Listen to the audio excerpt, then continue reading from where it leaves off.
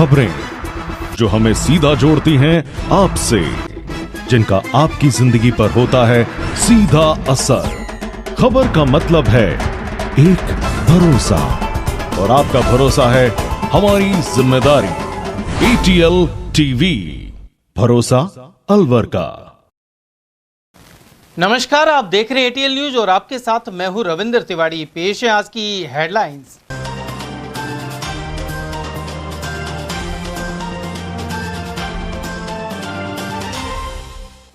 अस्पताल भवनों का जायजा लेकर कलेक्टर ने खामियों पर जताई चिंता। वहीं अट्टा मंदिर के सामने 100 बेड के प्रस्तावित यूनिट का भी किया निरीक्षण।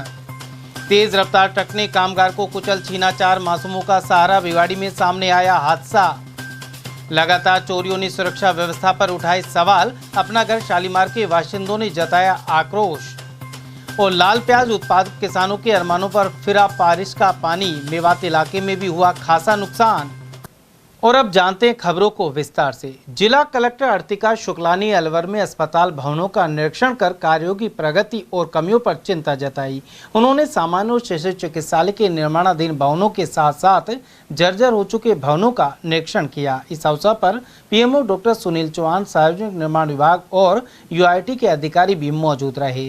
वहीं जिला कलेक्टर ने पत्रकारों से बातचीत करते हुए बताया कि राज्य सरकार द्वारा शिशु चिकित्सालय के लिए 75 लाख रुपए का बजट आवंटित किया गया था। इस बजट का उपयोग किस प्रकार हो रहा है, इसे देखने के लिए निरीक्षण किया गया। उन्होंने कहा कि अस्पताल की आधारभूत संरचना को बेहतर बनाने की दिशा में प्रयास किए जा रहे हैं, जिसमें वाटर ड्रेनेज सिस्टम जैसी कई व्यवस्थाएं शामिल हैं। उन्होंने निर्माण कार्यों में आ रही बाधाओं और देरी के कारणों पर भी संबंधित विभागों के अधिकारियों से चर्चा की। साथ ही निर्देश दिए कि निर्माण कार्यों को समयबद्ध रूप से पूरा किया जाए और गुणवत्ता से कोई समझौता न हो। इसके अलावा अर्तिका शुक्ला ने अट्टा मंदिर के सामने बन रहे 100 बेड के नए अस्पताल भवन का भी निरीक्षण किया, जो विशेष रूप से क्रिटिकल यूनिट के रूप में कार्य करेगा। उन्होंने बताया कि सभी अस्पतालों में अलग से पार्किंग की व्यवस्था की जाएगी।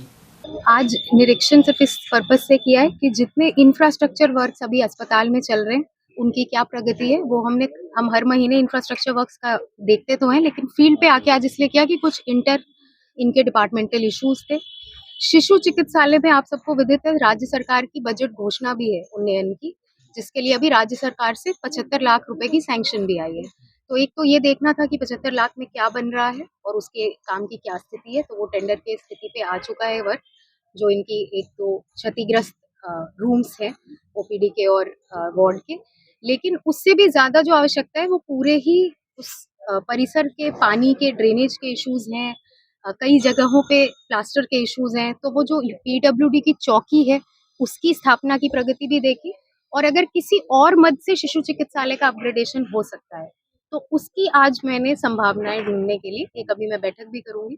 तो होपफुली हम शिशु चिकित्सालय के जो माइनर इश्यूज हैं जो हमारे स्तर के फंड से किए जा सकते हैं वो हम आगामी दिनों में करने की पूरी प्रयास करेंगे। सेकंड जो काम आज देखा है वो जो हमारा 100 बेडेड वार्ड और CCU का क्रिटिकल वर्क है जो HSCC और RSRDC द्वारा करवाया जा रहा है, उसको देखना था। तो HSCC का जो वर्क है उसकी अब कंप्लीशन पास आ रही है, प्रोबेबली अक्टूबर के महीने में।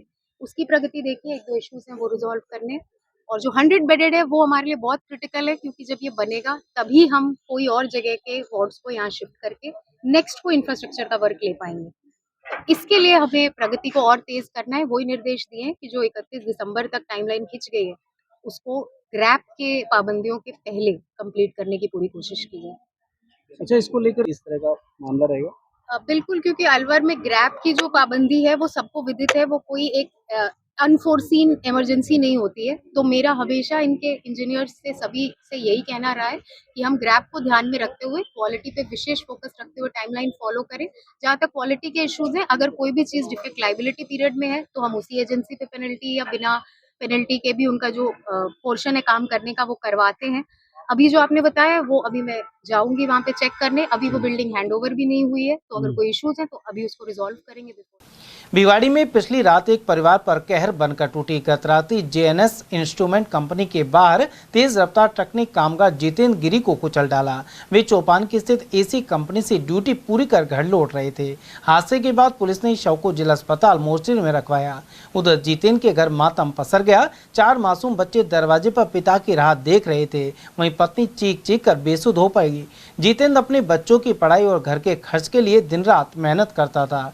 अब अचानक यह सहारा छिन जाने से पूरा परिवार उजड़ गया। स्थानीय लोग आक्रोशित है और लापरवाह ट्रक चालक को तुरंत गिरफ्तार करने एवं पीड़ित परिवार को मुआवजा और मदद की मांग उठाई है। बिहार के कौन सा जिला लगता है? रोहतास जिला। है जी, रोहतास जिला। रोहतास जिला। थाना कौन सा लगता है? गोड़ारी। जो एक्सीडेंट हुआ है उनको गाड़ी को पकड़ लिया गया है क्या? बता रहे हैं, पता नहीं है हमको, कुछ पता नहीं है हमको।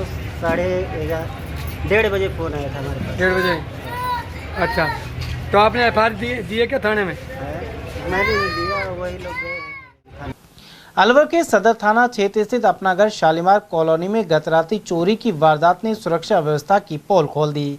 यहां गुलमोहर के पास फ्लैट नंबर 18 में रहने वाले रिटायर्ड पटवारी अशोक कुमार शर्मा अपने बेटे से मिलने सिरसा गए हुए थे।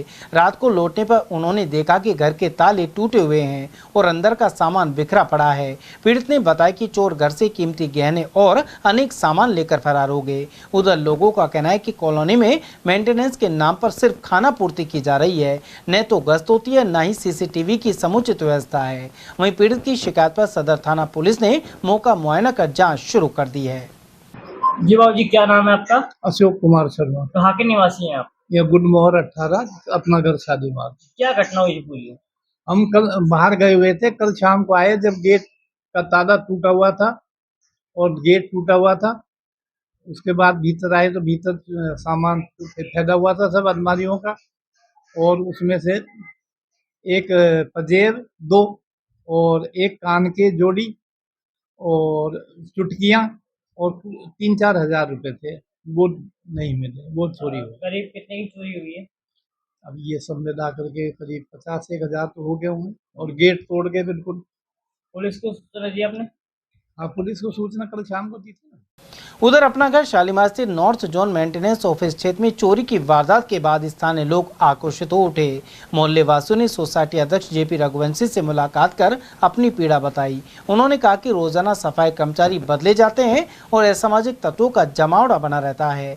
स्थानीय निवासी अखिलेश के अनुसार मेंटेनेंस का पूरा शुल्क तो लिया जाता है, लेकिन सुरक्षा पर ध्यान नहीं दिया जाता। वहीं अध्यक्ष ने आश्वासन दिया कि जल्दी समस्याओं का समाधान किया जाएगा। सर, वार्तालाप यही हुए कि आए दिन यहाँ चोरियां जो है होती जा रही हैं और यहाँ पे चोरियां जो है रुकने का नाम नहीं ले रही हैं। आज की कल की हम घटना आपको बताते हैं कि हमारे अशोक जी हैं, अंकल जी हैं, और वो ये पटवारी जी रहे हैं, वो कहीं चले गए थे। उसके बावजूद में जब दो दिन बाद में आए तो उनका जो ताला टूटा हुआ मिला है और उसके चोरियां हुई हैं। कम से कम नहीं तो 70-80 हज़ार रुपए का उनका सोना चांदी और कुछ जो है जेवरात वगैरह गए हैं, उनके कैश भी गया है काफी। तो आपके चैनल के माध्यम से मैं बता देता हूँ कि यहाँ पे जो है सभी डरे हुए हैं। कल को छोटी छोटी बच्चियां भी, उनके साथ में भी कोई ना कोई घटना घटित हो सकती है। तो आपके चैनल के माध्यम से मैं ये अनुरोध करना चाहता हूँ कि आप भी थोड़ा सतर्कता से हमारा पूरा साथ दें। हम लोग आपका धन्यवाद करते हैं। आप बार बार हम लोगों की रिपोर्ट दिखाते हैं। ये गलत है। हम सिक्योरिटी को टाइट करते हैं। सिक्योरिटी गार्ड को अभी बुला रखा है, उससे बात ये है तो गलत। कितने कैमरे लग रहे हैं यहाँ पे आज? वो मैंने बुलाया है, वो बता देगा। आपको जानकारी नहीं होती? नहीं, मेरे को नहीं। कुल मिलाकर ऐसी घटनाओं के चलते यहां दिन रात सतर्कता और निगरानी की जरूरत बनी हुई है। अलवर जिले के मेवात क्षेत्र में इस बार लाल प्याज की बम्पर पैदावार की उम्मीद थी, लेकिन पिछले कई दिनों से हो रही लगातार बारिश ने किसानों की उम्मीदों पर पानी फेर दिया। माचड़ी गांव के किसान और पूर्व सरपंच नूर मोहम्मद ने बताया कि इस क्षेत्र की लाल प्याज पूरे जिले में प्रसिद्ध है, लेकिन इस बार करीब 25% फसल बारिश से बर्बाद हो चुकी है। उधर ग्रामीणों ने चिंता जताई कि यदि बारिश यूं ही जारी रही तो पूरी फसल तबाह हो जाएगी। इससे किसानों को भारी आर्थिक नुकसान उठाना पड़ेगा। काश्तकार नूर मोहम्मद ने बताया कि एक बीघा में प्याज की बुआई पर लगभग 35,000 से 40,000 तक की लागत आती है। यदि यह फसल नष्ट हुई तो परिवार के भरण पोषण पर भी संकट मंडराने लगेगा। केवल प्याज ही नहीं बल्कि बाजरा, ग्वार और तिल की फसलें भी बर्बादी के कगार पर है। बाजरे की फसल भी लगभग पक चुकी थी, लेकिन बारिश ने इसे नुकसान पहुंचाया है। ग्रामीणों ने सरकार से तत्काल हल्का पटवारी से सर्वे कराकर उचित मुआवजे की मांग की है। उधर राशन डीलर जमालुद्दीन ने अपने इलाके से किसानों की पीड़ा बताते हुए कहा कि सरकार राशन तो दे रही है, लेकिन यदि फसलें नष्ट हो गई तो किसानों के लिए जीवन यापन करना बेहद मुश्किल हो जाएगा। प्याजन में कि काफ़ी गलन चालू हो गई, पालर गिरने लग गई खिरिया पे, क्योंकि लगातार बारिश होने से बहुत बड़ा नुकसान हो रहा है किसानों पे। बड़ी मोटी लागत लगी पड़ी है, बीज जुताई सारी समेत का 35 से 40,000 रुपये का खर्चा आ रहा है। अब वो नुकसान हो रहा है। अब दवाई की भी होगी, अब पता नहीं दवा, टेम्परेचर, बारिश ज़्यादा हो रही है, इस वजह से बहुत बड़ा नुकसान हो रहा है किसानों के। बाजरे भी चढ़ रहे हैं, अब वो भी गिर रहे हैं। और प्याजन का तो अगर अब बारिश और हुई तो मेरा ख्याल में किसानों की तो हालत बहुत ख़राब हो जाएगी। गौरतलब है कि जिले के अन्य इलाकों में भी कुछ ऐसे ही हालात बने हुए हैं और प्याज शुरुआती दौर में किसानों को रुला रही है। यदि उपज पर असर पड़ा तो भविष्य में महंगे दामों से उपभोक्ताओं की आंखों में भी आंसू आ सकते हैं। सेकेंड ग्रेड शिक्षक भर्ती परीक्षा अलवर जिले में 40 केंद्रों पर रविवार को शुरू हुई। 2 पारियों में परीक्षा के दौरान उड़न दस्ते भी तैनात किए गए थे। राजस्थान लोक सेवा आयोग द्वारा आयोजित यह परीक्षा 7 से 11 सितंबर तक विभिन्न चरणों में आयोजित की जा रही है। उधर एडीएम सिटी बीना महावर ने बताया कि पारदर्शिता सुनिश्चित करने के लिए प्रशासन द्वारा उड़न दस्तों की तैनाती की गई थी। साथ ही परीक्षा केंद्रों पर CCTV कैमरों के साथ पुलिसकर्मी लगाए गए हैं। राजस्थान लोक सेवा आयोग के द्वारा सेकेंड ग्रेड अध्यापक भर्ती परीक्षा का आयोजन किया जा रहा है। ये परीक्षा 7 से लेकर के और 11 तारीख तक आयोजित होनी है। 2 शिफ्टों में इसमें पेपर होना है। फर्स्ट शिफ्ट 10 से 12 का है और सेकंड शिफ्ट जो है वो 3 बजे से 5:30 बजे तक का उसका समय है। इसके लिए हमारे ज़िले में 40 सेंटर्स बनाए गए हैं और क्योंकि ये सेकंड ग्रेड टीचर का है, सब्जेक्ट वाइज है, तो हर डेज जो है अभ्यर्थियों की संख्या अलग अलग रहेगी। उसमें परीक्षा की व्यवस्था पर निगरानी रखने के लिए फ्लाइंग स्क्वाड्स लगाए गए हैं और हमारी तरफ से पूरी तैयारी। अलवर में गोपाल टॉकीज के समीप गुर्जर की गली में रविवार सुबह युवक की लाश मिली है। कोतवाली थाने के एसआई मोर मुकुट ने बताया कि मृतक की पहचान 24 वर्षीय राकेश किराए के मकान में अपनी मां और भाई के साथ रहता था। साथ ही उद्योग नगर से पाउडर फैक्ट्री में काम करता था। मृतक शराब का आदी बताया गया। जानकारी के अनुसार राकेश शनिवार देर रात गोपाल टॉकीज क्षेत्र में घूम रहा था। सुबह स्थानीय लोगों ने उसे अचेत अवस्था में देखा, जिसके बाद पुलिस को सूचना दी। मौके पर पहुंची पुलिस ने जांच की तो युवक मृत पाया गया। उधर परिजनों ने पुलिस से शव का पोस्टमार्टम नहीं करवाने का आग्रह किया। आज दिनांक 7 तारीख को 7 सितंबर को सूचना मिली कि एक व्यक्ति नाली के पास में मृत अवस्था में पड़ा है। इस सूचना पर मैं जाप्ता के पहुंचा तो मालूम किया तो उसके परिजन वहीं मौजूद थे। मृतक का नाम था राकेश पुत्र रामू जाति कोली। ये बडेर पुलिस थाना माला खेड़ा का रहने वाला था, जो वर्तमान में अपने परिवार सहित दिवाकरी इलाका थाना MIA में रह रहा था। इसकी ससुराल यहाँ है, यहाँ गुजर वाली गली सिविल लाइन के पास में ससुराल है। वहाँ न जाके ये दारू पी के नहीं है, गलियों में भटक गया, ऐसा बताया है परिजनों ने कि वे दारू पीने से इसकी मृत्यु हुई है। डेरा कस्बे के पानी से भरे खेत में घायल अवस्था में मिली महिला की पहचान हो गई है। वह अलवर शहर के कोतवाली थाना क्षेत्र की रहने वाली है। 30 वर्षीय महिला शुक्रवार सुबह करीब 11 बजे घर से अस्पताल जाने की बात कहकर निकली थी, लेकिन वह रात तक घर नहीं लौटी। परिजनों ने उसे विभिन्न जगहों पर तलाश किया। वहीं शनिवार सुबह इस महिला को डेरा के पास लहूलुहान हालत में पाया गया था। पुलिस ने उसे सामान्य चिकित्सालय में भर्ती करवाया था, जहां पर वह अभी वेंटिलेटर पर है। सोशल मीडिया पर फोटो वायरल होने पर महिला के पति और परिजनों को पता लगा। उधर सहायक पुलिस अधीक्षक और ग्रामीण CO शिवानी शर्मा एवं विजय मंदिर थाना इंचार्ज ब्रजेश सिंह ने मौका को मुआयना किया। SHO ने बताया कि महिला किस तरह जख्मी हुई इसकी जाँच की जा रही है। ससुराल से कल वहाँ से गई, बताइए अब हॉस्पिटल में। मैंने तो आज फोन करके उससे राजी खुशी के लिए उसे पूछा था, तो उसने बताया कि कल हॉस्पिटल के लिए गई, कल 11 बजे। तो मैंने कहा कि भाई कल 11 बजे गई तो अब तक भी तेने मेरे को क्यों नहीं बताई। जब आज बताई और मैंने उसके पास फोन किया राजी खुशी के लिए, जब उनने बताया कि कल की आई है यहाँ हॉस्पिटल में और अभी तक घर नहीं पहुंची। क्या सूचना मिली आपको? उसने तो बस इतनी बताई है मेरे को। उसके बाद में ही पुलिस वालों को फोन आ गया मेरे पास। हमने थाना में आए, उन्होंने जो फोटो दिखाए वो हमने देख लिया, पहचान करके बता दी हमारी लड़की है। अलवर के अंबेडकर नगर से श्री रामचंद्र मिशन एवं हार्टफुलनेस ध्यान केंद्र पर रविवार की सुबह सामूहिक ध्यान के बाद 3 पीढ़ियों के संगम पर कार्यशाला आयोजित की गई। आरंभ में स्टेट कोऑर्डिनेटर जगदीश प्रसाद गुप्ता ने हर वर्ष होने वाली निबंध लेखन प्रतियोगिता के लिए अधिक से अधिक शैक्षणिक संस्थानों से संपर्क करने का अनुरोध किया। साथ ही अलवर जोन की अग्रणी भागीदारी का विश्वास जताया। वहीं जोनल कोऑर्डिनेटर कमल सिंह द्वारा साधना को गहन करने, अनुशासन और आज्ञाकारिता जैसे पहलुओं पर प्रकाश डाला गया। उन्होंने यह भी जानकारी दी कि संस्था के अध्यक्ष और वैश्विक मार्गदर्शक कमलेश पटेल दाजी संभवतः 20 सितंबर को कान्हा शांति वनम हैदराबाद से राजस्थान के अभ्यासियों से लाइव रूबरू होंगे।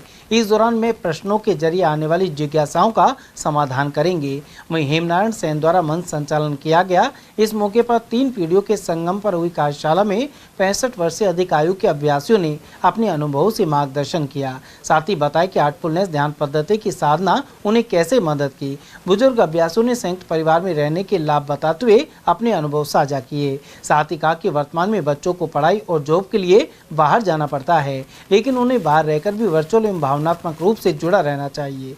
3 पीढ़ियों के संगम से अपने बुजुर्गों से सीखने और परिवार के इतिहास एवं परंपराओं को जानने का अवसर मिलता है। इसके अलावा कार्यशाला में बुजुर्गों के सम्मान और अपने बच्चों को परिवार के वरिष्ठ जनों के साथ समय बिताने के लिए प्रोत्साहन पर जोर दिया गया। सीकर जिले के रिंग्स क्षेत्र में प्रभारी मंत्री संजय शर्मा ने अतिवृष्टि से फसल खराबे का जायजा लिया। उन्होंने कहा कि मुख्यमंत्री भजनलाल शर्मा किसानों को हुए नुकसान को लेकर चिंतित है। मुख्यमंत्री के निर्देश पर जायजा लेने के लिए सभी मंत्री फील्ड में हैं। प्रभारी मंत्री संजय शर्मा ने प्रशासनिक अधिकारियों को निर्देश दिए कि खराबे की गिरदावरी शीघ्र करवाकर भिजवाई जाए, जिससे किसानों को मदद दी जा सके। मुख्यमंत्री भजनलाल शर्मा के निर्देशानुसार जिले के जनप्रतिनिधियों ने अधिकारियों के साथ दौरा कर अतिवृष्टि प्रभावित क्षेत्रों में फसल खराबे का जायजा लिया। साथ ही संबंधित अधिकारियों को आवश्यक दिशा निर्देश दिए।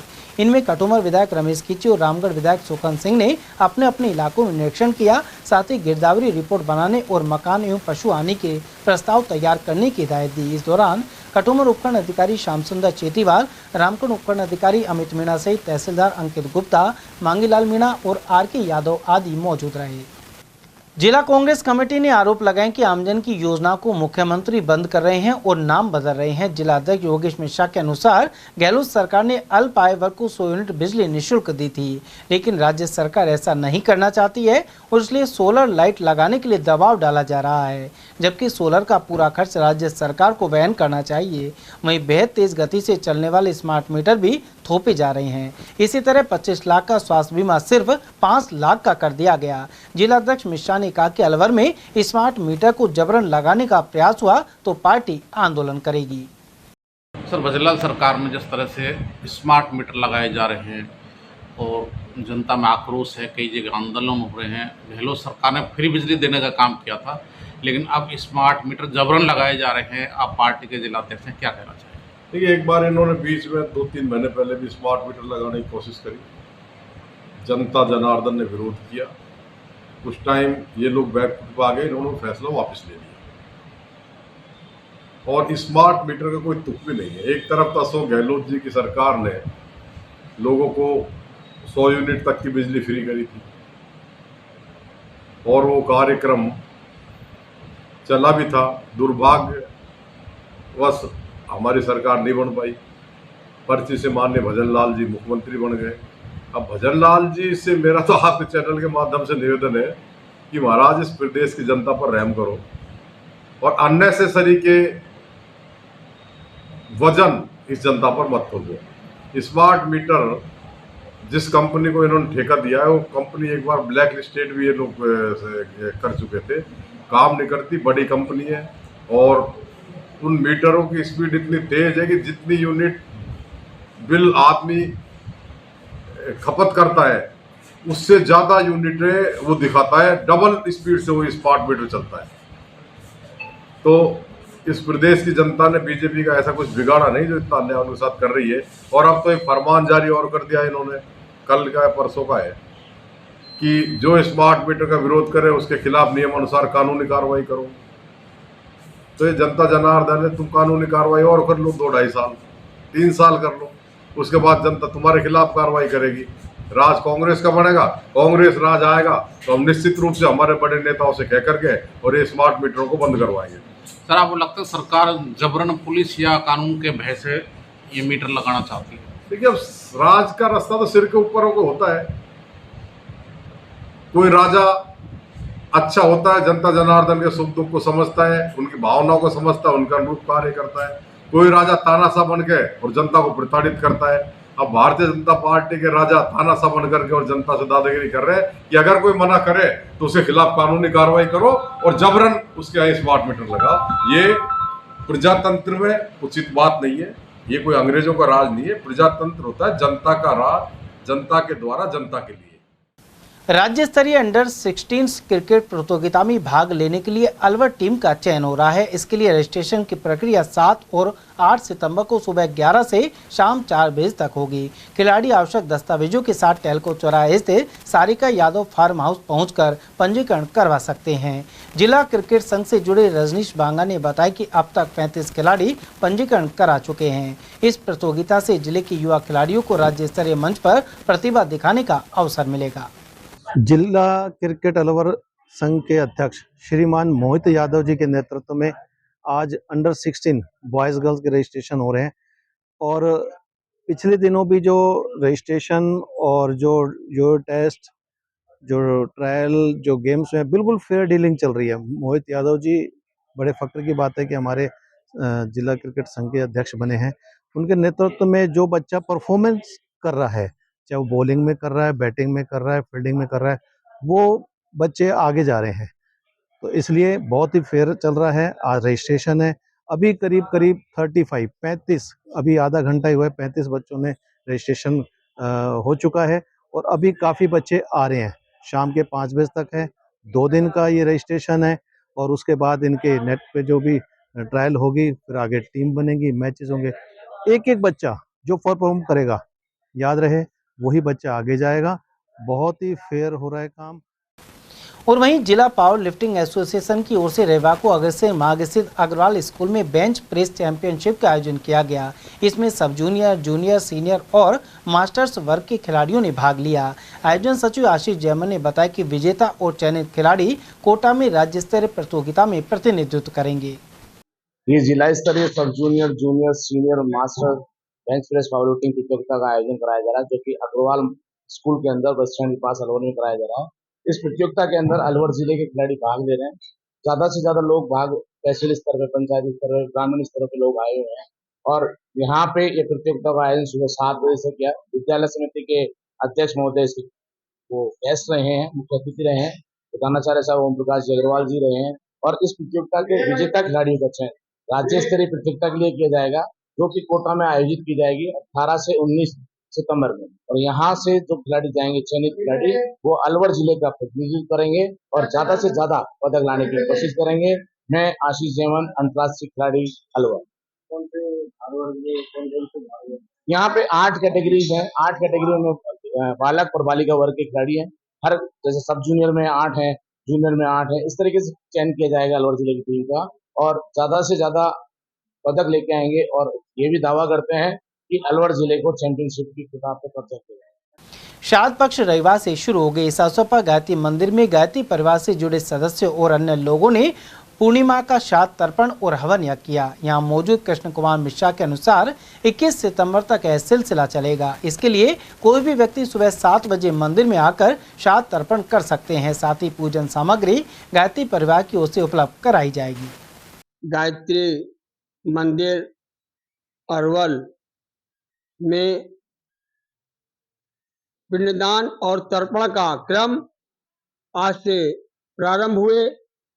श्राद्ध पक्ष में अमावस्या तक नित्य प्रति कराया जाएगा। क्षेत्र के जो भी साधक अपने पूर्वजों के निमित्त पिंडदान और तर्पण करके पुण्य का लाभ कमाना चाहते हैं, उनके चरणों में अपने श्रद्धा सुमन अर्पित करना चाहते हैं, उन सभी से निवेदन है कि गायत्री मंदिर अलवर में शक्तिपीठ में आकर के आज सुबह से 7 बजे से पिंडदान तर्पण का क्रम भाइयों ने आकर के किया।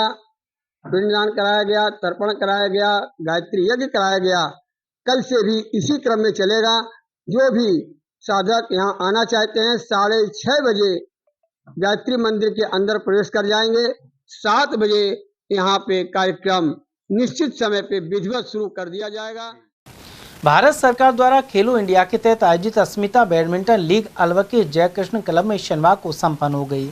जिला बैडमिंटन संघ द्वारा करवाई गई प्रतियोगिता में 15 वर्षीय एकल फाइनल में प्रियम ओड ने आद्या सोनी को हराकर गोल्ड मेडल प्राप्त किया। 17 वर्षीय एकल में आद्या ने स्वर्ण जीता, जबकि 19 वर्षीय एकल स्पर्धा में स्वर्णिका अरोड़ा विजेता और मानविका राव उप विजेता रही।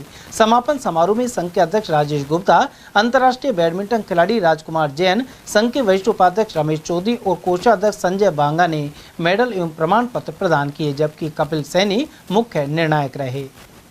भारतीय खाद्य निगम अलवर मंडल कार्यालय में कर्मचारी संघ चुनाव में मंडल अध्यक्ष झूतिया राम मीणा चुने गए, जबकि मंडल सचिव के पद पर पप्पू राम चुने गए हैं।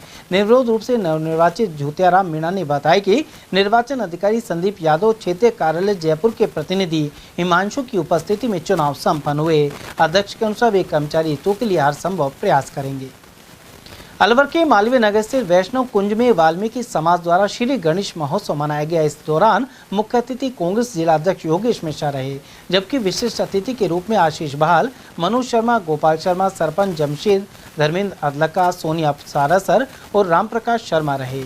इस मौके पर गणपति महाराज को चंदन तिलक, साफा बंधन और मालार्पण के बाद पूजा अर्चना की गई। साथ ही खुशहाली एवं अमन चैन बनाए रखने की प्रार्थना की गई। सर, मालवीय नगर में जिस तरह से वाल्मीकि बस्ती में गणेश उत्सव मनाया गया, आप वहाँ पर मुख्य अतिथि के तौर पर शामिल हुए, क्या कहना चाहिए? देखिए, आज वाल्मीकि समाज के बहन भाइयों द्वारा वैष्णव कुंज मालवीय नगर में गणपति बप्पा की पूजा अर्चना की गई, गणपति महोत्सव मनाया गया। उसमें मुझे मुख्य अतिथि के रूप में शामिल होने का सौभाग्य प्राप्त हुआ। मैं धन्यवाद देता हूँ वाल्मीकि समाज के भाइयों को, जिन्होंने मुझे वहाँ बुलाया। और जब वो स्वागत सत्कार की बात आई, अतिथियों को स्वागत करते हैं साफा मैंने वही आज के हमारे मुख्य अतिथि गणपति बप्पा गणेश जी महाराज, कई हमने चंदन से तिलक लगाया, उनको माला पहनाई, उन्हीं की साफा बंधवाया रखा। गणेश जी का स्वागत हो गया तो सब अतिथियों का स्वागत हो गया। तो हमने गणपति बप्पा की पूजा हमने भी की। मेरे साथ राजस्थान ब्राह्मण महासभा के अलवर जिले के अध्यक्ष भाई आशीष बहाल जी, उनके संगठन मंत्री मनोज सेवदा जी, उनके कोषाध्यक्ष गोपाल शर्मा जी, रामप्रकाश शर्मा जी, जमशेद सरपंच मन्ना का, धर्मेंद्र अदलखा जी और सोनिया सारासर जी, उनके हस्बैंड थे रूपचंद सारासर जी, भाई मुकेश गोवर जी, धारा सारासर जी, रवि जी, राहुल जी, अनिता अदलखा जी, धर्मेंद्र जी की मिसेज, बहन सीता जी सारासर, सुशीला जी, कृष्णा, रामबाई आदि वाल्मीकि समाज की बहनें साथ थी। सैकड़ों लोग वाल्मीकि समाज के, सर्व समाज के वहाँ थे और सभी ने हमने भगवान गणपति की पूजा करके उनसे पूरे देश सहित अलवर जिले में अमन चैन और भाईचारा कायम रखने की प्रार्थना की और गणपति बप्पा की मोरिया सभी देशवासियों को बनी रहे, ऐसी प्रार्थना की। मैं धन्यवाद देता हूँ वाल्मीकि समाज के भाइयों को, जिन्होंने इस पुनीत कार्य के लिए मुझे वहाँ बुलाया। बहुत बहुत सबका आभार, बहुत बहुत धन्यवाद। जाटो महासभा समिति की जिला इकाई ने खुदनपुर स्थित कार्यालय में कुंदन लाल जाटो की अध्यक्षता में बैठक की। इस दौरान 22 सितंबर को अलवर रिसोर्ट मैरिज गार्डन में प्रतिभा सम्मान समारोह पर चर्चा हुई। सामूहिक विवाह के सिलसिले में इसी दिन गोद भराई और सगाई का कार्यक्रम भी होगा। साथ ही प्रतिभाओं एवं RSS, RGS, IAS और IPS के चयनितों का भी सम्मान किया जाएगा। वहीं भामाशाहों का भी अभिनंदन होगा।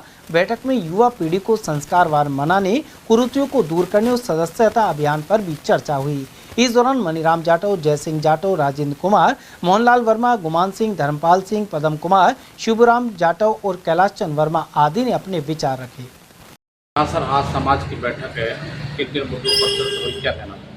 अखिल राजस्थान जाटव महासभा समिति जेल अलवर की मीटिंग समिति कार्यालय नमन होटल के पास देवतवाल कॉम्प्लेक्स में आयोजित की गई है।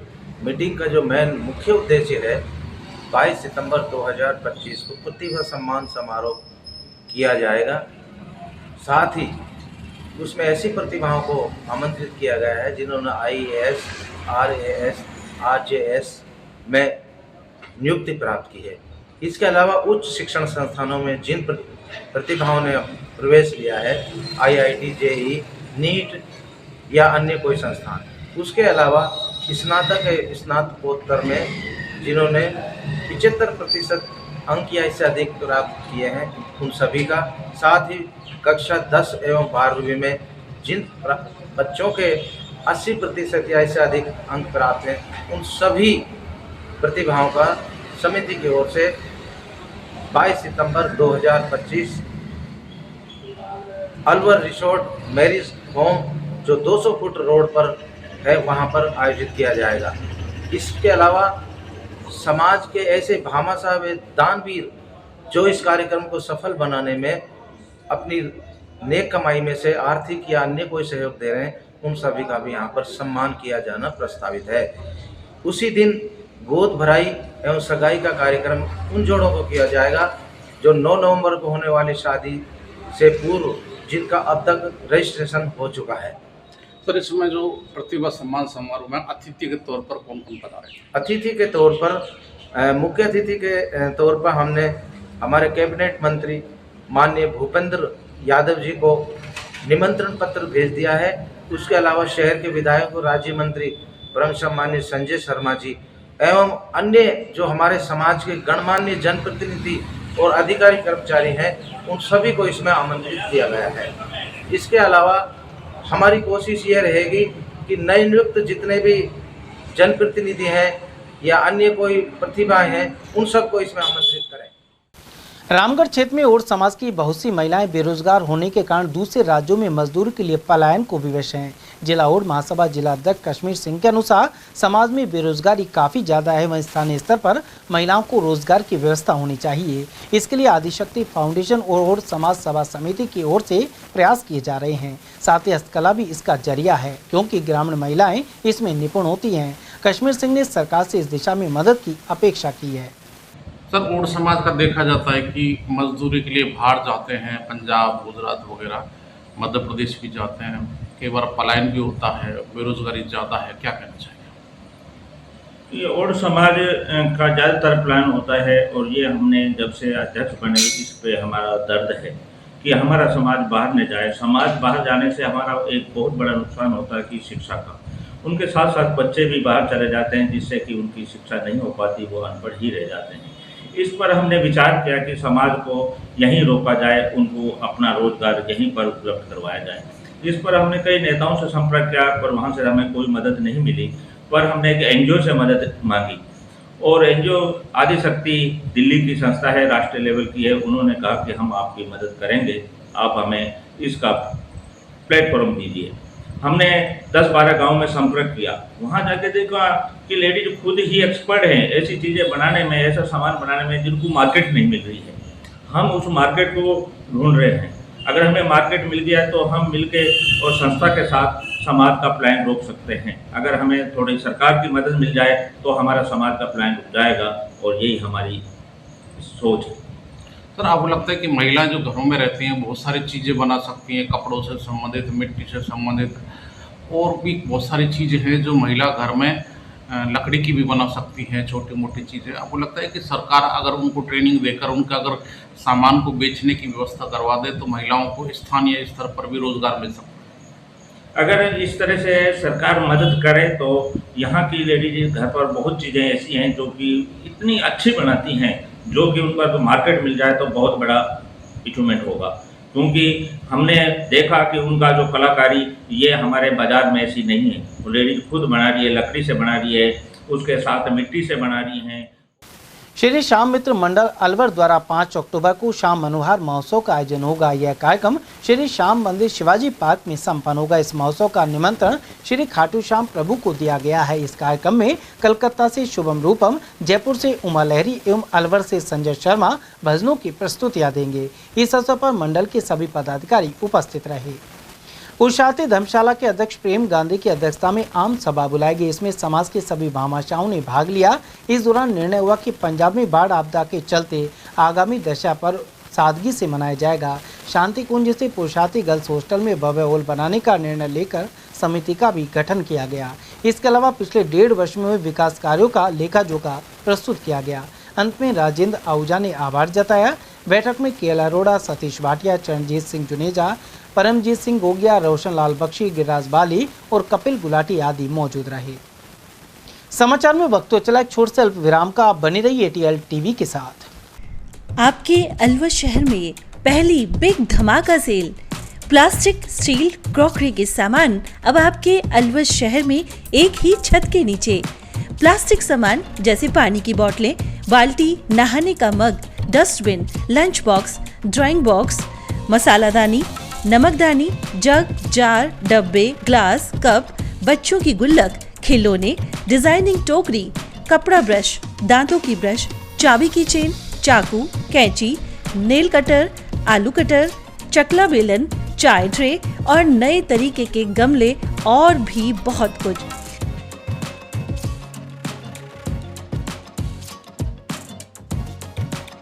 स्टील के सामान भी जैसे स्टील चम्मच, ग्लास, कप, जग, थाली, परात, चलना, पूरी जारा और नॉन स्टिक आदि प्रकार के स्टील आइटम।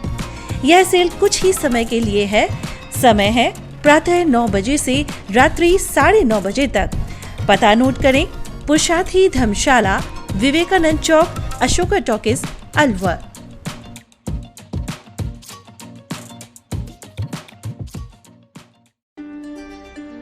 फर्नीचर का 32 साल पुराना जाना माना नाम राहुल डेकोर। यहाँ आपकी लाडली बिटिया के लिए अथवा अपने घर के लिए सभी प्रकार का सागवान का फर्नीचर उपलब्ध है।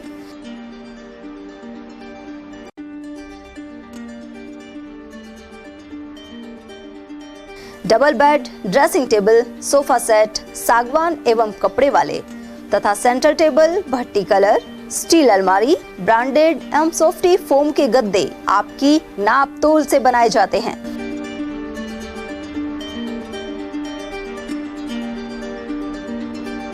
सभी सामान एक ही छत के नीचे उपलब्ध। हमारा पता है अलवर बोर्ड, जैसमंत तिराहे से पहले, Kati Ghati, Alwar. Contact number 9414019769 and 9414019768। Doctor Shroff charity eye hospital Alwar द्वारा दी जाने वाली सुविधाएं जैसे RGHS, ESHS, TPA।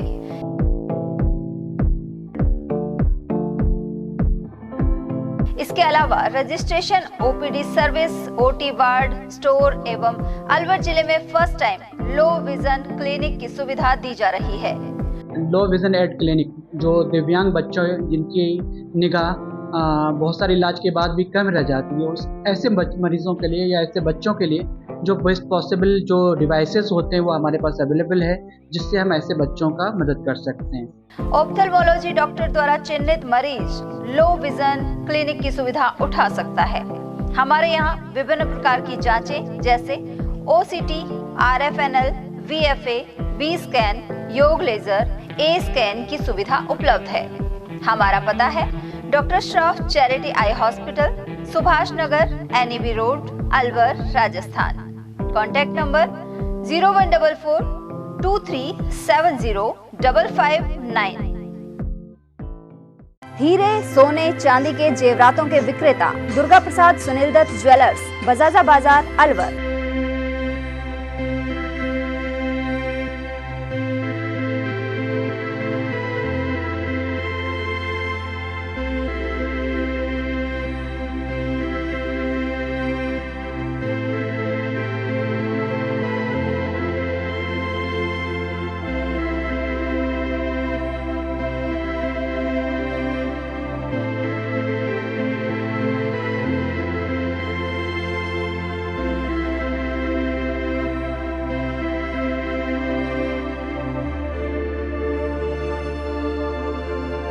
हीरे, सोने, चांदी के जेवरातों के विक्रेता Durga Prasad Sunil Dutt jewellers, Bajaja Bazaar, Alwar. Phone number 0144233863 and 2338663। Break के बाद पुनः आपका स्वागत है। पूर्व उप मुख्यमंत्री मौजूदा विधायक सचिन पायलट के 48वें जन्मदिन पर कस्बा डेरा में रक्तदान शिविर लगाया गया। इसमें राजस्थान पंचायती राज कर्मचारी संघ के प्रदेश अध्यक्ष और सह संरक्षक मूलचंद गुर्जर सहित सूबे सिंह गुर्जर, ओम प्रकाश गुर्जर, रामफल गुर्जर, बनी बिदुड़ी और देवी सिंह चंदेला आदि मौजूद रहे। इस दौरान 151 से अधिक यूनिट एकत्र करने का लक्ष्य निर्धारित किया गया। 110 यूनिट ब्लड 3 बजे तक हो चुका था। मूलचंद गुर्जर ने बताया कि कैंप को लेकर युवाओं में उत्साह दिखा। वहीं उन्हें स्मृति चिन्ह और प्रशस्ति पत्र प्रदान किया गया है। अन्य वक्ताओं ने भी विचार रखे। श्री सचिन पायलट साहब के जन्मदिन 48वें जन्मदिन के अवसर पर यहाँ डेरा में संरक्षक रामफल जी गुर्जर के नेतृत्व में रक्तदान शिविर रखा गया है। इसमें अभी 26 लोगों ने अपना रक्तदान कर दिया है और ये रक्तदान सबसे बड़ा पुण्य का कार्य है। इसमें ज़िंदगी बचाने का सबसे बड़ा मकसद है कि जिन लोगों को खून की आवश्यकता होती है और कई बार उन्हें समय पर जब खून की व्यवस्था नहीं होती है तो उनकी जान चली जाती है। मैं तमाम उन लोगों का आभार व्यक्त करता हूं जिन्होंने स्वेच्छा से आकर पायलट साहब के जन्मदिन के अवसर पर जो रक्तदान किया है वो निश्चित रूप से बहुत पुनीत कार्य है। सभी इच्छुक लोगों ने जो रक्तदान शिविर रखा है, सबके सहयोग से ये जीवन ज्योति के रूप में पायलट साहब का जो संदेश है कि हर आदमी के सहयोग करें, उसके लिए जीवन रक्षक ये कार्यक्रम रखा है। पायलट साहब का जो जन्मदिन का प्रोग्राम आज जो है उसमें इन लोगों की भी किसी तरह से भूमिका रहे, उसको उत्सव के रूप में मनाने के लिए स्वैच्छिक रक्तदान का कस्बा डेरा में सेवानिवृत्त तहसीलदार ओम प्रकाश जी तहसीलदार साहब के नेतृत्व में ये कार्यक्रम रखा है। सभी का अपार सहयोग मिल रहा है। सब बढ़ चढ़ कर इस रक्तदान में भाग ले रहे हैं। मैं आशा रखूँगा कि ईश्वर पायलट साहब की बहुत लंबी उम्र रखे और उनके बहुत उच्च पदों पर उनको पहुँचाए, ऐसी मैं ईश्वर से कामना करता हूँ। और धन्यवाद देना चाहूँगा पायलट साहब को, ओम प्रकाश जी को, चेयरमैन साहब को, मूलचंद जी को, जिन्होंने इस कार्यक्रम को रखा। ऐसे लोगों का मैं धन्यवाद देना चाहूँगा और रक्तदाताओं का तो मैं विशेष रूप से मेरी तरफ से उनका हार्दिक अभिनंदन, स्वागत। और वहीं धर्मपुरा गांव में कांग्रेस नेता सचिन पायलट के 48वें जन्मदिन पर समाजसेवी प्रेम पटेल के नेतृत्व में रक्तदान शिविर आयोजित हुआ। इसमें 107 यूनिट रक्तदान हुआ। उधर विक्रम पटेल और अंसब खान के अनुसार शिविर को लेकर पहले ही तैयारी कर ली गई थी। वक्ताओं के अनुसार रक्तदान को सबसे बड़ा दान कहा गया है। इस दौरान महेश पटेल, राकेश दामे, रामपाल, रविंद्र पटेल, शोदयाल, लीलाराम और गोपाल आदि की मौजूदगी रही। युवाओं के हृदय सम्राट किसान नेता सचिन पायलट के जन्मदिन पर ये कैंप आयोजित किया है। तो आगे चल के कोई इस रक्त से लोगों का काम आए, किसी जरूरतमंद की पूर्ति हो सके, तो मैं तो यही कहूँगा कि सचिन पायलट आगे तक जाएँ, राजस्थान के मुख्यमंत्री बने। मैं तो यही कामना करता हूँ परवाड़े से कि भाई हम एक बार सचिन पायलट जी को, युवाओं के चहेते को, हम चाहते हैं कि एक बार राजस्थान के मुख्यमंत्री बने। आज पायलट साहब के 48वें जन्म दिवस पे सारे ही युवाओं ने, आसपास के युवाओं ने ग्राम धर्मपुरा में संजय होटल पे जो रक्तदान किया है, उनके पद चरणों पे चलने की जो आज शपथ ली है, उसके लिए सारे युवा आज बहुत ही बड़ी संख्या में यहाँ पधारे हैं और उन्होंने ब्लड डोनेशन किया है माननीय सचिन पायलट साहब के जन्म दिवस पे।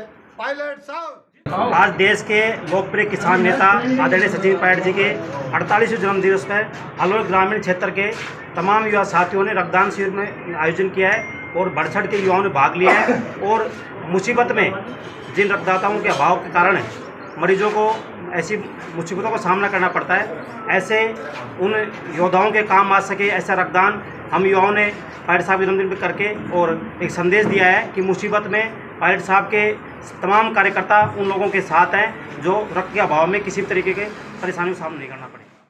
उधर मालखेड़ा कस्बे में लक्ष्मणगढ़ रोड से सोल्जर जिम में संकल्प रक्तदान टीम की ओर से रक्तदान शिविर का आयोजन किया गया। टीम के प्रदेश प्रभारी रामेश्वर मीणा एवं सोल्जर जिम के संचालक मगन फौजी और सोनू मीणा ने यह जानकारी दी।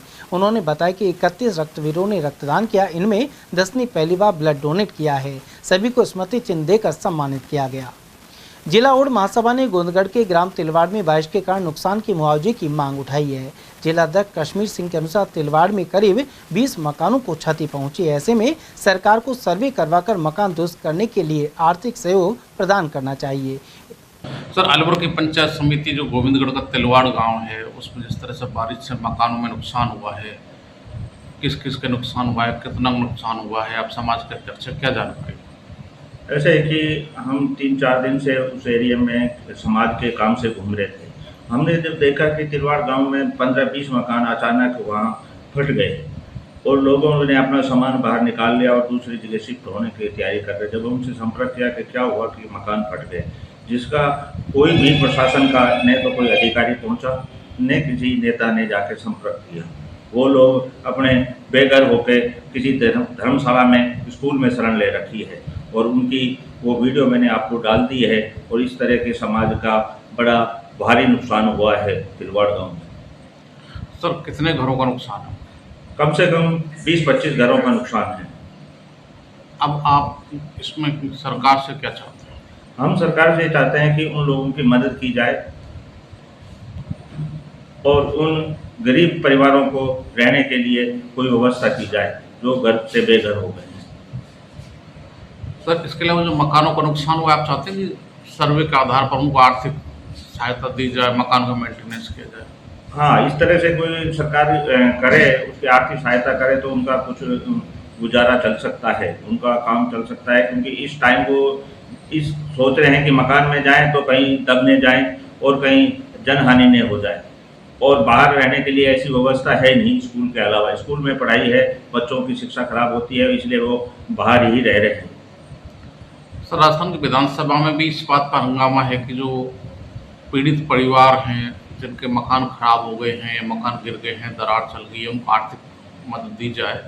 अभी सरकार विचार कर रही है, पर आपको लगता है कि ऐसे राजस्थान में हजारों की संख्या में मकान है और सबको सरकार को एक साथ उनका सर्वे कराकर और उनको मकानों को मरम्मत के लिए जो भी आर्थिक बजट है वो तुरंत देनी चाहिए, जिससे उनको बारिश में राहत मिल सके। उसके मकान के साथ साथ उस 10-15 गाँव में फसल भी पूरी तरह से नष्ट हो चुकी है, जो कि सरकार ने तो सर्वे करवाएगी तब करवाएगी। हमने खुद ने देखा है 15 गांव में तो बिल्कुल फसल पूरी तरह नष्ट हो गई, जिसमें चौमा, तिलवाड़, सैदपुर, नंगली, इसका नाम कहा हसनपुर, बरवाड़ा, चिड़वाई, इन गाँवों के आसपास की फसल पूरी नष्ट हो गई। अलवर से नारायणपुर की ओर सड़क निर्माण कार्य बारिश के दिनों में करने की वजह से परेशानी खड़ी हो रही है। राष्ट्रीय राजमार्ग 248 पर इन दिनों नवीनीकरण और मरम्मत का कार्य शुरू किया गया है। इसके तहत अलवर से खुशालगढ़ तक कई स्थानों पर कार्य हो रहा है। वहीं सिलीसेट से आगे अकबरपुर की ओर जगह जगह बड़े वृक्षों को काटने का काम भी चल रहा है। ऐसे में सड़क पर वृक्ष के गिर जाने पर राहगीरों को परेशानी उठानी पड़ रही है। वहीं बारिश के कारण सड़क से सटी कच्ची डगर पर कीचड़ हो जाती है और वाहन फंसने का डर रहता है। मालाखेड़ा उपखंड क्षेत्र के विभिन्न गांवों में महिला एवं बाल विकास विभाग की ओर से नुक्कड़ नाटक का मंचन हो रहा है। साथ ही बेटी पढ़ाओ बेटी बचाओ के तहत महिलाओं को जागरूक किया जा रहा है। बरखेड़ा, चोमू और ढकपुरी आदि में यह कार्यक्रम आयोजित किए गए। वहीं महिला बाल विकास, महिला अधिकारिता और चिकित्सा विभाग की ओर से जन कल्याणकारी योजनाओं की जानकारी भी दी जा रही है। इस मौके पर सातिन, सीमा सैनी सहित आंगनबाड़ी कार्यकर्ता एवं सहयोगी उपस्थित रहे। पंजाब की बाढ़ आपदा से राहत दिलाने के लिए सर्व समाज आगे आ रहा है। अलवर ग्रामीण विधानसभा क्षेत्र में ग्रामीण खाद्य सामग्री एवं वस्त्रों सहित अन्य सामान इकट्ठा कर रहे हैं। इसी क्रम में सावड़ी गांव में सर्व समाज के लोग एकत्र हुए, साथ ही पंजाब में आई आपदा के चलते राहत कार्य में सहयोग का निर्णय लिया। राजगढ़ कस्बे के गोटकी चौकी से जीएस पब्लिक स्कूल में श्रमजीवी पत्रकार संघ राजगढ़ रैनी उपशाखा ने शपथ ली। शनिवार को इस समारोह का आयोजन राजगढ़ लक्ष्मणगढ़ विधायक मांगीलाल मीणा के मुख्य अतिथि में किया गया, जबकि अध्यक्षता रैनी प्रधान मीरा मांगीलाल ने की। विशिष्ट अतिथि के रूप में आदिवासी मीणा समाज के प्रदेश अध्यक्ष अमरचंद मीणा, श्रमजीवी पत्रकार संघ के अध्यक्ष जिला अध्यक्ष चंद्रशेखर शर्मा, डॉक्टर खेमसिंह आर्य, सरपंच सरोज मीणा, राजेश जोशी आदि मौजूद थे। कार्यक्रम का शुभारंभ अतिथियों द्वारा मां सरस्वती के छाया चित्र पर माल्यार्पण और दीप प्रज्वलित कर किया गया। सीरावाद क्षेत्र में बारिश होने के बाद सिलीसेट झील की चादर लगातार चल रही है। धीवरों की ढाणी मार्ग पर यह पानी तेज गति से बह रहा है। ऐसे में दोपहिया वाहनों का निकलना मुश्किल हो रहा है। उधर दूध की सप्लाई करने वाले भी परेशान हैं। इनमें शामिल राजेश कुमार के अनुसार तेज बहाव की वजह से बाइक के बजाय ट्रैक्टर में दूध के कैन ले जाने पड़ रहे हैं। और वहीं पांडुपोल हनुमान मंदिर क्षेत्र में हो रही बारिश के चलते रेवाको भी सिलीबेरी नदी तेजी से बहती रही। उधर सिलीबेरी बांध का जलस्तर रेवाको 8.5 फुट पर पहुंच गया। वहीं स्थानीय लोगों का कहना था कि बांध के केस के पास लोहे के गेट और मोरी से होकर पानी का रिसाव हो रहा है।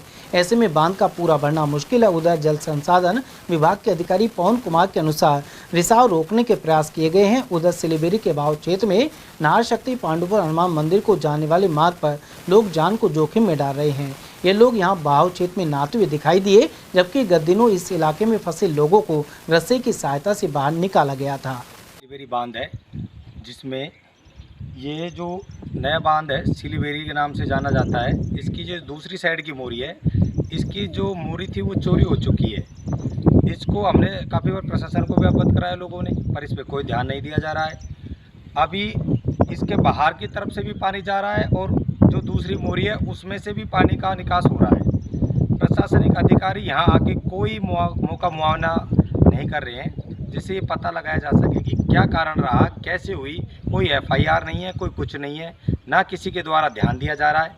मेरी सरकार के जो अधिकारी है प्रशासनिक, उनसे ये दरखास्त है कि इस पे जो ये समस्या है इस पे संज्ञान लिया जाए, इस पाल की मरम्मत की जाए, जिससे कि कोई अनहोनी घटना ना हो जाए। आप देख रहे हो चारों तरफ वर्षा का माहौल है, भारी वर्षा की चेतावनी दे रखी है सभी जगह, परंतु यहाँ के प्रशासनिक अधिकारी नहीं ध्यान दे रहे हैं। यहाँ पे जो पांडुपुर हनुमान जी का मंदिर है, वहाँ से पूरा पानी आता है इकट्ठा होके, बड़ी तेज़ नदी आती है। इसलिए मेरी दरखास्त है कि इस पे अच्छी तरीके से इस बात पर ध्यान दिया जाए, संज्ञान लिया जाए और इसकी मरम्मत दोबारा से की जाए।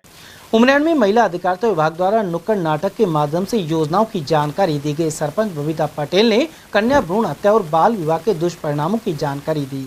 इसके अलावा इन्हें रोकने को लेकर शपथ दिलाई। वहीं नुक्कड़ नाटक के माध्यम से कलाकारों ने लाड़ो प्रोत्साहन योजना को रोचक और सरल भाव से समझाया। इस योजना के अंतर्गत बालिका को 7 किस्तों के माध्यम से कुल 1.5 लाख की राशि दी जाती है। उधर आंगनबाड़ी कार्यकर्ता केसंती सैनी ने निःशुल्क सैनिटरी नैपकिन योजना से अवगत कराया, साथ ही सांस्कृतिक प्रस्तुतियां दी गई। जी देखिए, हम अलवर ज़िले में पूरे आधे ज़िले में तो हमने ये कार्यक्रम कर चुके हैं कि अब जो आने वाली जो प्यारी प्यारी बेटियां हैं उसकी नई योजना लागू हो गई। 8 अगस्त 2024 के बाद में अगर प्यारी बेटी जन्म लेती है तो उसके जो जन्म देने वाली जो माँ है उसके खाते में 1,50,000 रुपये दिए जाएंगे। और हमने ये महिला बाल विकास की तरफ से ये कार्यक्रम कर रहे हैं। और आंगनबाड़ी हमारे यहाँ अलवर ज़िले में जितनी भी ग्राम पंचायतें हैं वहाँ पे हम हमारे ग्राम साथी जी है, उनसे हम संपर्क करते हैं और फिर वो आंगनबाड़ी केंद्र पे या किसी के मोहल्ले में वहाँ जाके या विद्यालय में जाके ये बेटी बचाओ बेटी पढ़ाओ का कार्यक्रम करते हैं। और हम उनको जागरूकता करते हैं कि अब जो आने वाली जो पीढ़ी में जो बच्चियां हैं 8 अगस्त 2024 के बाद में प्यारी बेटी जन्म लेगी, उसको 1,50,000 रुपये गवर्नमेंट द्वारा दिए जा रहे हैं। नटनिका 12 रूपारेल नदी में अनंत चतुर्दशी के अवसर पर प्रतिमा विसर्जन के लिए बड़ी संख्या में गणेश भक्त देर शाम तक पहुंचते रहे। दिन भर नदी पर मेले जैसा माहौल बना रहा। साथ ही सस्का की वादियों में गणपति बप्पा मोरिया अगले बरस तू जल्दी आके जयकारे गूंजे। रूपारेल नदी में भक्तों ने प्रतिमा का विसर्जन किया। यहाँ मौजूद श्रद्धालु सतीश कुमार शर्मा ने बताया कि उन्होंने गणेश चतुर्थी के अवसर पर 11 दिनों के लिए घर में प्रतिमा स्थापना की थी। अकबरपुर क्षेत्र में मौसम साफ होते ही किसान बाजरे की फसल निकालने के लिए परिवार सहित जुट गए हैं। हालांकि आसमान में बादल देखकर वे चिंतित भी हैं। बाजरे की फसल खेतों में पककर तैयार हो गई थी, लेकिन बरसात की वजह से किसान इसे निकलवा नहीं पाए। अब मौसम खुलते ही किसान बाजरे की फसल को काटकर ट्रैक्टर ट्रॉली में डाल रहे हैं और जल्द से जल्द ही घर ले जाने की कोशिश कर रहे हैं। महिला किसान गीता देवी के अनुसार घरों पर ले जाकर फसल को थ्रेसर से निकलवाया जाएगा। हालांकि बादल देखकर बरसात आने की चिंता सता रही है। हाँ, खैर अपने खेतों में ही लग रहा है वैसे तो, और फिर अब बरसात हटी है तो अब खेतों में लगी गए हो, पूरा ही खेत में लगो अब तो। और फिर बरसात ने पहले तो थोड़ी टाइम भी ना दी, ना कुछ फसल है तो उल्टी गिराई दी, नुकसान कर दी। हाँ, नुकसान कर दी। और भाई अब और ना है तो अब जो कुछ है जो है तो उठा ही रहे हैं। मतलब यह है पक गई फसल पूरी। हाँ, पक तो पूरी गई। अकबरपुर क्षेत्र में लगातार बरसात के बाद आज मौसम में उगाड़ देखने को मिला है। जहां मौसम खुलने के साथ अब जो किसान है वो अपने खेतों में जुट गए हैं, क्योंकि जो खरीफ की फसल बाजरे की फसल है उसमें नुकसान होने का डर सता रहा है। लेकिन अभी भी आसमान में बादल छाए हुए हैं, इसको लेकर किसान काफ़ी चिंतित है। कहीं बरसात ना हो जाए, उससे पहले जल्दी से जल्दी अपने खेतों में से फसल को निकाल कर घर तक पहुंचा दे।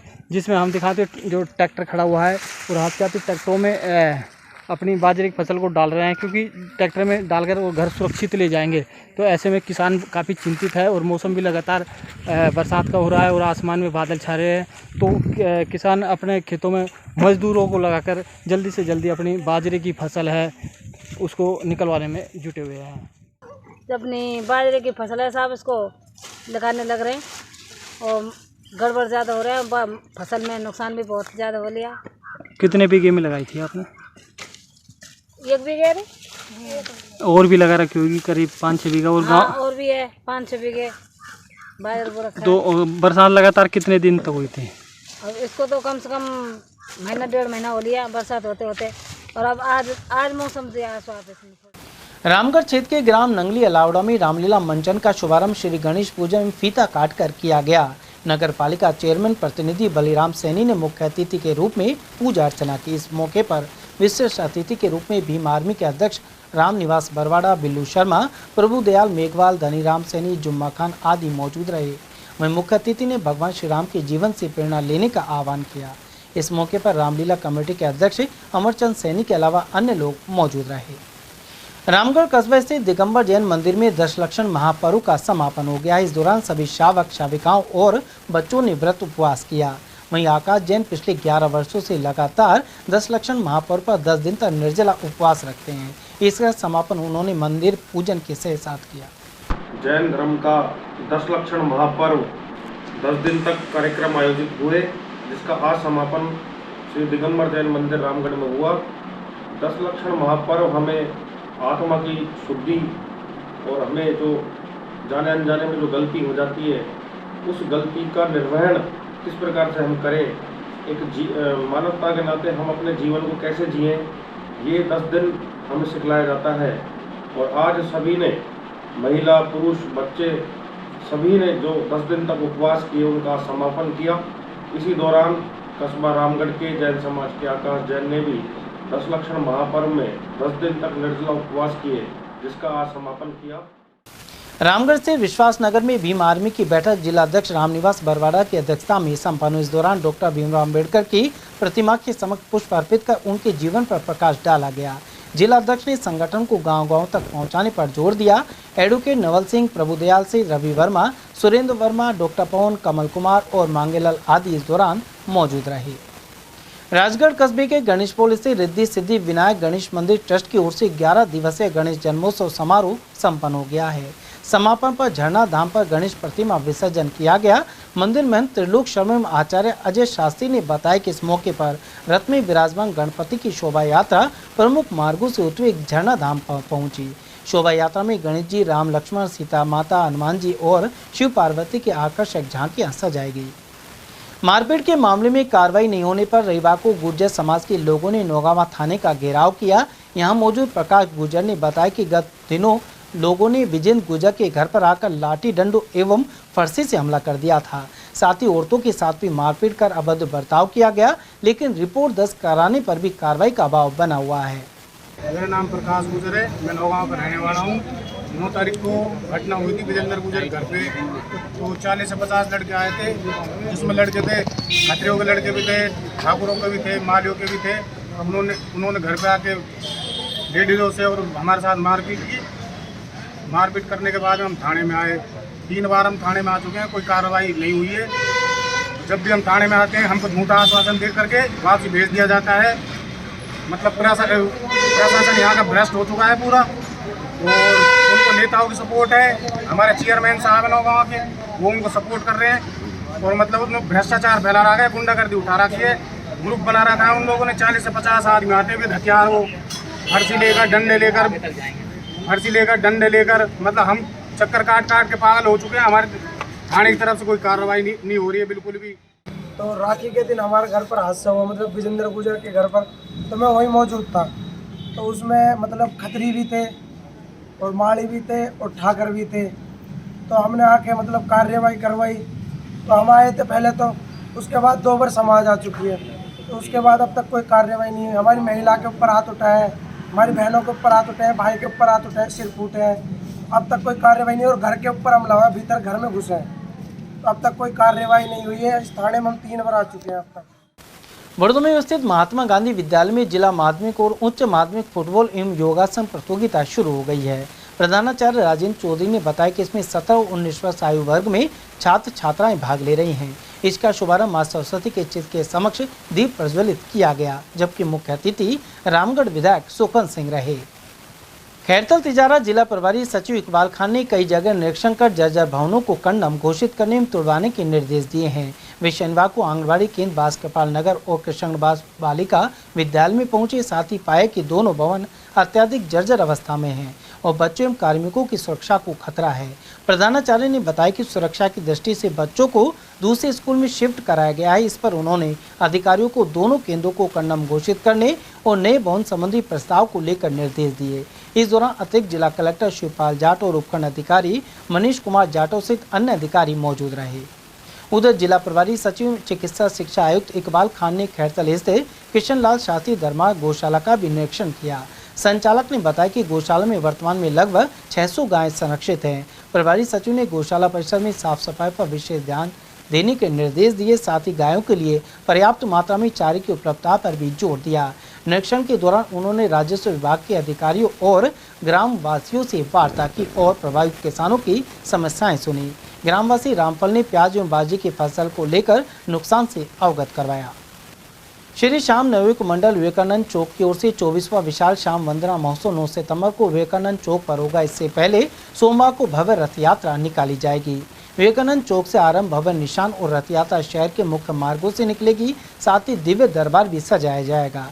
उधर रविवार को पुरुषार्थी धर्मशाला में प्रेस कॉन्फ्रेंस के दौरान आयोजक बोबी नरूला ने जानकारी दी। उन्होंने बताया कि इस दौरान 9 सितंबर की रात कोलकाता के सौरभ शर्मा, तिजारा के गौरवदत्त, श्रीधाम वृंदावन से आई खुशबू राधा सहित अलवर के महेंद्र अमन, संजय शर्मा और बिट्टू राज प्रस्तुति देंगे। साथ ही 10 सितंबर को विशाल भंडारे का आयोजन किया जाएगा।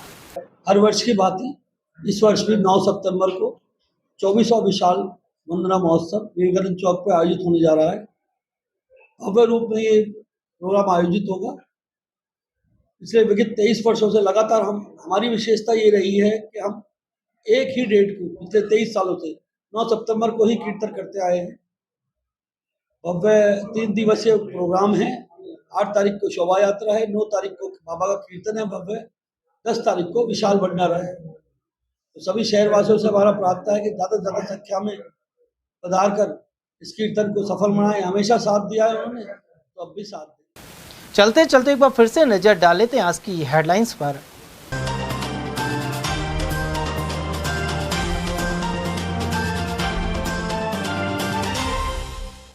अस्पताल भवनों का जायजा लेकर कलेक्टर ने खामियों पर जताई चिंता। वहीं अट्टा मंदिर के सामने 100 बेड के प्रस्तावित यूनिट का भी किया निरीक्षण। तेज रफ्तार ट्रक ने कामगार को कुचल छीना, 4 मासूमों का सहारा। भिवाड़ी में सामने आया हादसा। लगातार चोरियों ने सुरक्षा व्यवस्था पर उठाए सवाल। अपना घर शालीमार के बाशिंदों ने जताया आक्रोश। और लाल प्याज उत्पादक किसानों के अरमानों पर फिरा बारिश का पानी। मेवात इलाके में भी हुआ खासा नुकसान। समाचारों में आज के लिए बस इतना ही। दीजिए पूरी टीम के साथ रविंद्र तिवारी को इजाजत। नमस्कार।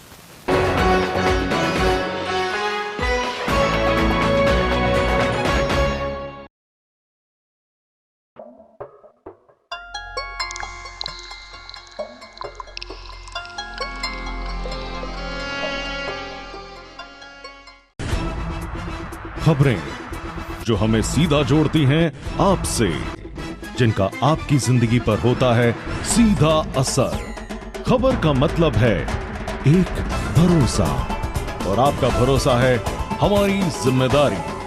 ATL TV, भरोसा अलवर का।